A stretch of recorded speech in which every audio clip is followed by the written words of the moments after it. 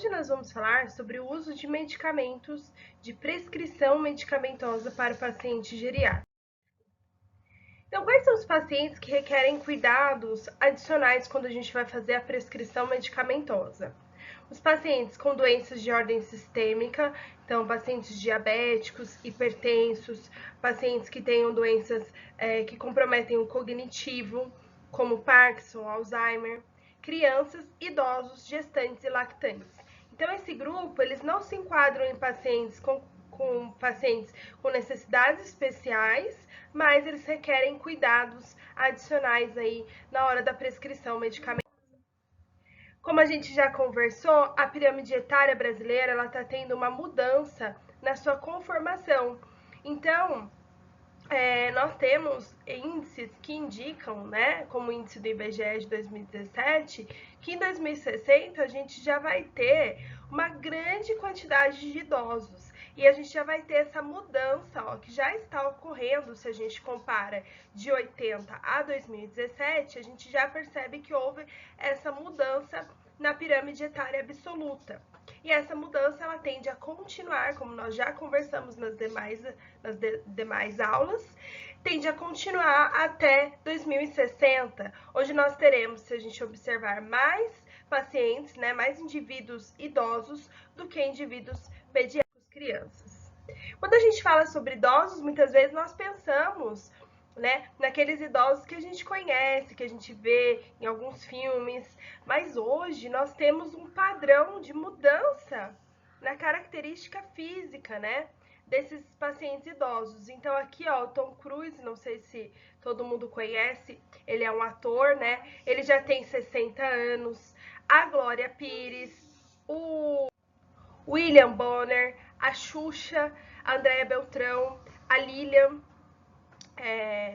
esqueci o nome dela, assim, completo, mas é uma atriz super, Lilian Cabral. E o Johnny Depp. Então, todos eles, já no Brasil, seriam considerados idosos, porque eles são acima de 60 anos. Então, hoje a procura, né, como a gente percebe, não é somente para procedimentos como cirurgia, exodontia. Hoje nós também temos em alta a estética. Nós temos pacientes idosos que estão nos procurando aí para colocar, às vezes, até aparelho ortodôntico, tá certo? A gente já conversou sobre as alterações fisiológicas que estão relacionadas à idade. Então, essas alterações, elas são alterações características da senescência, do envelhecimento, e não associadas a patologias. Essas alterações fisiológicas, elas vão acarretar em alterações na farmacocinética. Então, como vocês já viram, né, lá na farmacologia, o fármaco ele vai ter um processo dentro do organismo, um processo de absorção, distribuição, biotransformação ou metabolização e excreção. E como a gente tem uma diminuição do volume plasmático e também uma diminuição dos líquidos corporais no paciente idoso, a gente muitas vezes precisa fazer o ajuste da dose desses medicamentos. Bom, dentro das alterações fisiológicas, nós temos a redução de proteínas plasmáticas, por exemplo, a albumina.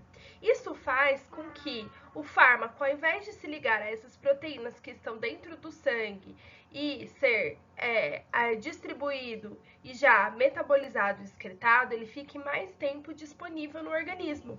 Então, a gente tem maior quantidade de fármaco na forma livre.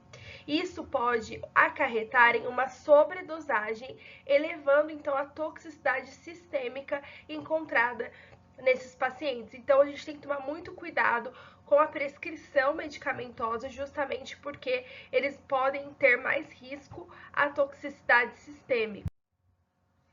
Outra alteração é o aumento da gordura e a diminuição da massa muscular. O que é, então, que faz com que o idoso ele tenha essa comorbidade, né? Essa situação um pouco amenizada?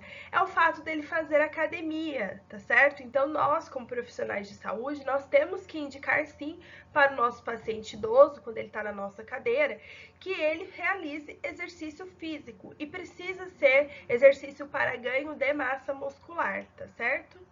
Os fármacos, eles nós temos que tomar cuidado com aqueles fármacos que são hidrossolúveis, como, por exemplo, o paracetamol, porque ele vai ficar em maior tempo na circulação sanguínea, e também com os fármacos lipossolúveis, que são fármacos que vão ter afinidade por gordura, então eles vão ficar armazenados ali na gordura, tá certo? Então, muitas vezes a gente tem que fazer o ajuste da dose. Os fármacos lipossolúveis, como eu falei, por exemplo, é o diazepam. Então, ele vai ter uma ação mais prolongada, porque quando a gente faz o uso do diazepam, ele tem uma grande afinidade pela gordura, que vai estar aumentada nesses pacientes, ele vai ficar armazenado ali. Ele não vai ter a sua atuação eficiente, porque ele não vai ter a sua quantidade necessária para atuar dentro do organismo, né? A sua quantidade boa, ótima para a sua atuação, e ele vai ficar armazenado ali, atuando por mais tempo, porque ele fica armazenado. Então, essa ação ela é mais prolongada. Enquanto o fármaco hidrossolúvel, ele tem uma ação mais potente. Por quê? Porque nós temos menos água. Então, a gente tem que fazer o ajuste tanto da dose dos fármacos lipossolúveis quanto hidrossolúveis. Como a gente já conversou, geralmente os fármacos, eles têm uma metabolização hepática, ou seja, acontece uma metabolização ou biotransformação no fígado, onde há a quebra das moléculas desse fármaco, para que ele possa ser excretado. E geralmente a sua excreção ela é renal. Pode ser uma excreção por meio do suor, pode ser uma excreção por meio da bile, pode ser sim uma excreção por meio de outros tipos de líquidos corporais, sim, mas geralmente é pelo rim. E o fígado, ele tem uma capacidade diminuída de metabolizar esses fármacos. Também a gente observa que tem uma diminuição do fluxo sanguíneo hepático. Então, isso tudo faz com que nós tenhamos que usar doses menores de medicamento. O rim também diminui a sua velocidade de eliminação desses fármacos. Olha só, após os 30 anos, ocorre um declínio gradual no peso dos rins e cerca de 31% da capacidade de filtração glomerular do rim, ela acaba se perdendo dos 30 aos 80 anos. Então, existe sim uma diminuição nessa capacidade de eliminação e o fármaco ele vai ficar disponível por mais tempo, aumentando também a toxicidade sistêmica que esse fármaco pode promover nesse paciente. Bom, então para elucidar, a gente utiliza esse gráfico, ó.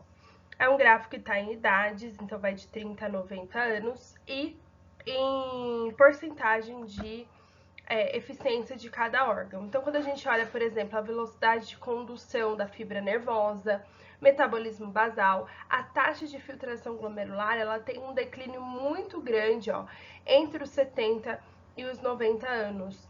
Índice cardíaco, capacidade vital, fluxo plasmático renal padrão, então, né, o fluxo sanguíneo do rim também tem essa diminuição e a capacidade de respiração máxima também. Então, dos 30 aos 90 anos, a gente sofre praticamente só um declínio. O paciente idoso, ele pode apresentar uma ou mais doenças crônicas, tá certo? E aí, por conta disso, ele faz o uso de vários medicamentos. Então, geralmente, esse paciente, quando ele vem para o tratamento odontológico, ele já vai te informar que ele faz o uso de outros medicamentos para outras comorbidades, como, por exemplo, aterosclerose, né? Que é simvastatina, geralmente, que é para colesterol alto, hipertensão arterial, diabetes, distúrbios psicológicos.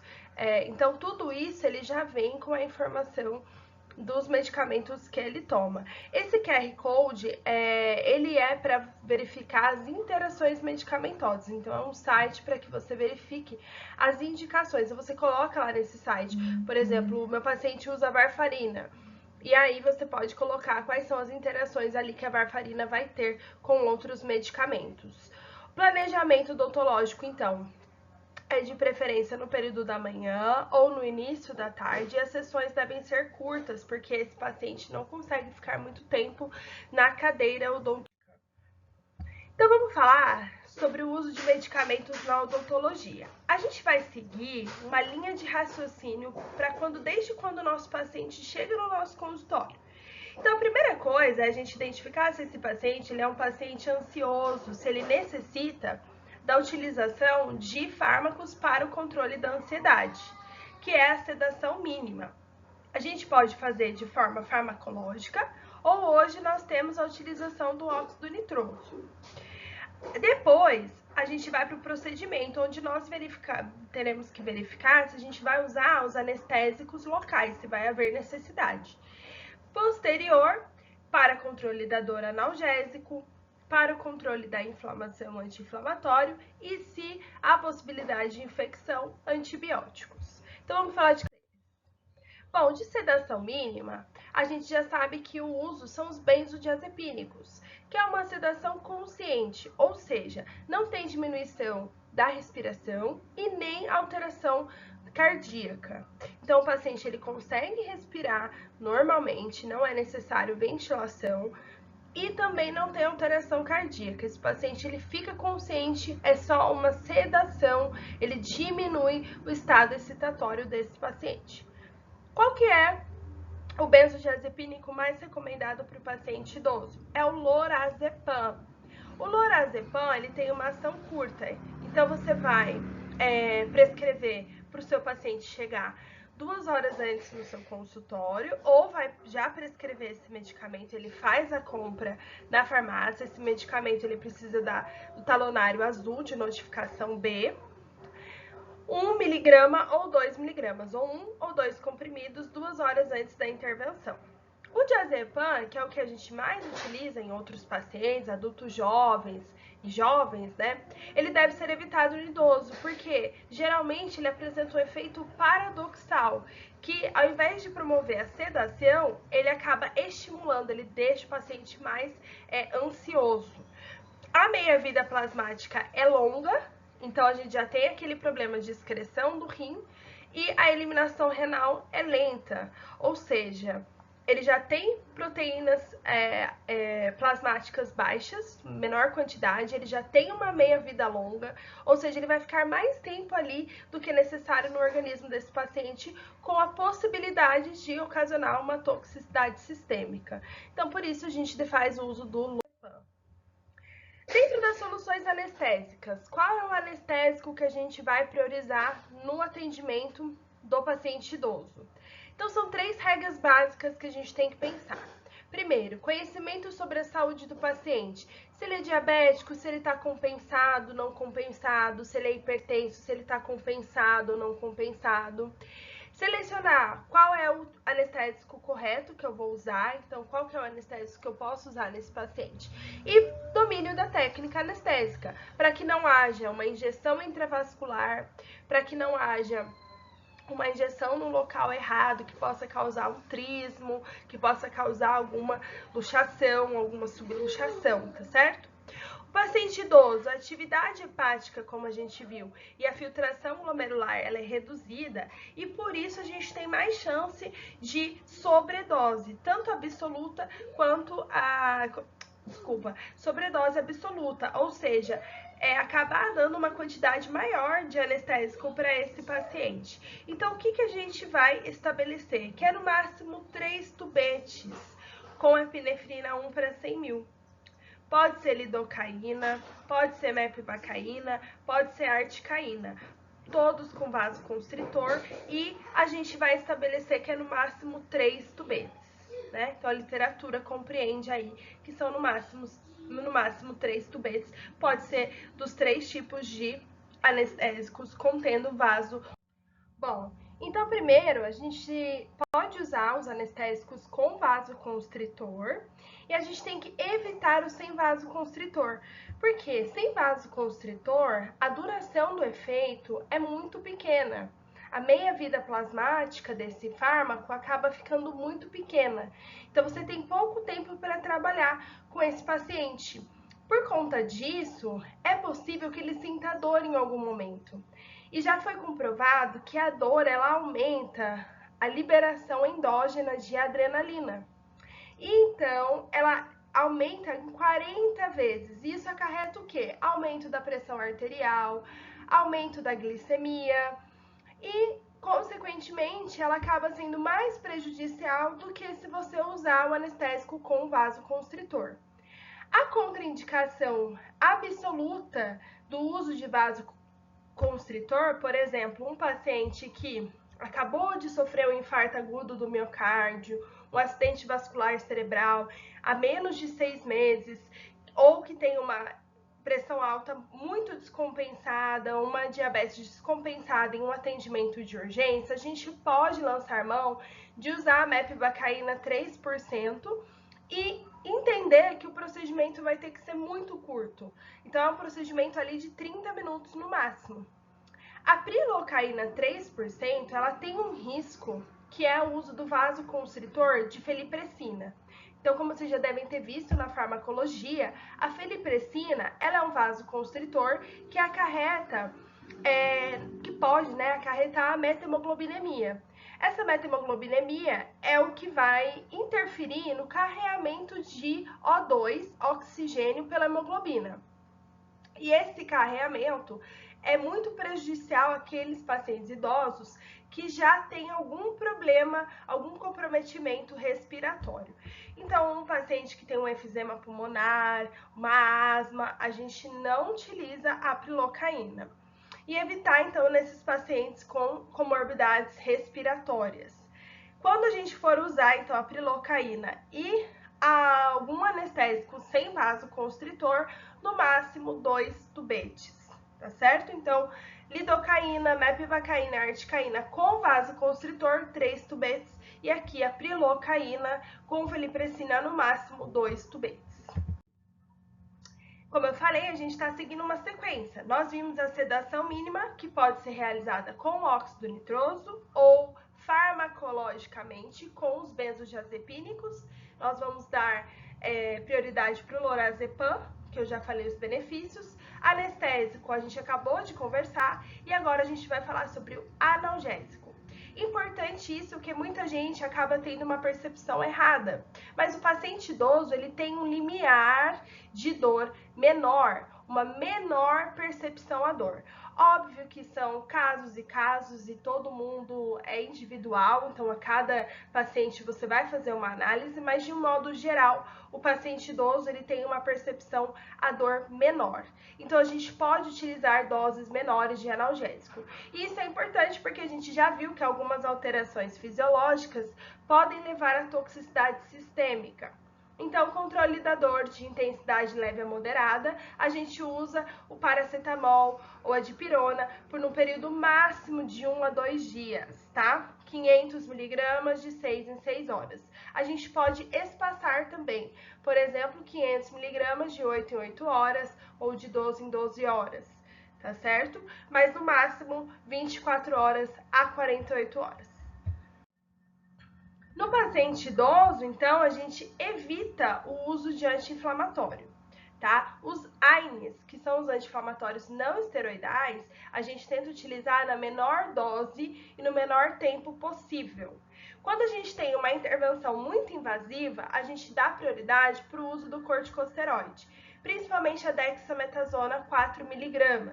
A gente dá 1 ou 2 comprimidos 1 hora antes do procedimento, tá? E essa é uma dose única, então não vai ter todas aquelas consequências que o anti-inflamatório geralmente gera.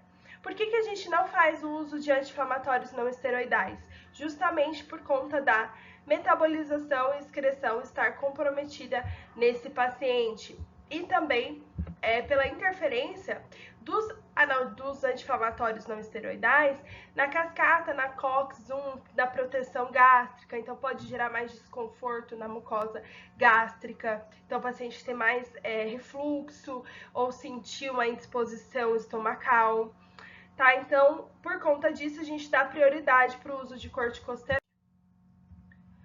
E caso haja necessidade, então aquele paciente que a gente espera que possa ter uma infecção ou que já apresenta alguma alteração sistêmica, como febre, indisposição, falta de apetite, não está conseguindo comer, toda aquela característica linfadenopatia, então aumento dos linfonodos e tudo mais, a gente pode fazer a prescrição de antibiótico. Qual que é o padrão ouro? Amoxicilina, tá? Ajuste da dose em idosos com comprometimento da função renal. Então, para aquele paciente que tem uma função renal diminuída, faz já hemodiálise ou já te informa na anamnese que ele tem algum problema renal, a gente faz o uso de amoxicilina numa dose espaçada.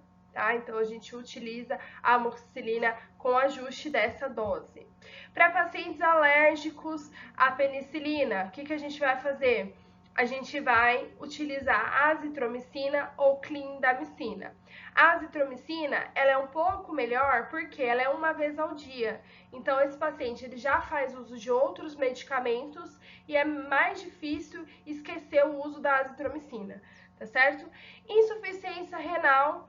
Então, o que acontece quando o paciente tem insuficiência renal? Como eu falei, né, esses pacientes eles têm uma queda na taxa glomerular, né, de filtração glomerular, e essa taxa ela é bem acentuada dos 70 aos 90 anos. Insuficiência renal, ela vai prolongar a meia-vida plasmática desse fármaco, ou seja, ele vai ficar mais disponível ali por mais tempo. E como que a gente fica sabendo? Geralmente no pedido de clearance renal, tá? Então a gente faz o pedido desse exame e aí a gente vai verificar o estado renal. O normal é 120 ml por minuto, então é o quanto esse rim está conseguindo filtrar. E aí, se tiver menor que isso, a gente já sabe que o fármaco vai ficar ali no organismo por mais tempo. Então, a gente aumenta o intervalo, tá certo? Aumenta o intervalo. Se é de 8 em 8, a gente põe de 12 em 12. E se é de 6 em 6, a gente vai de 8 em 8, tá certo? Bom, aqui é um caso clínico. E qual é o protocolo farmacológico para o paciente de 67 anos saudável que será submetido a um procedimento cirúrgico? Quanto ao ansiolítico, anestesia local, analgesia e antibiótico, fazer em forma de receita. E o segundo é qual é o protocolo farmacológico para o idoso que será submetido a um procedimento cirúrgico simples que tem anemia, quanto ao ansiolítico, anestesia local e analgésico. E colocar a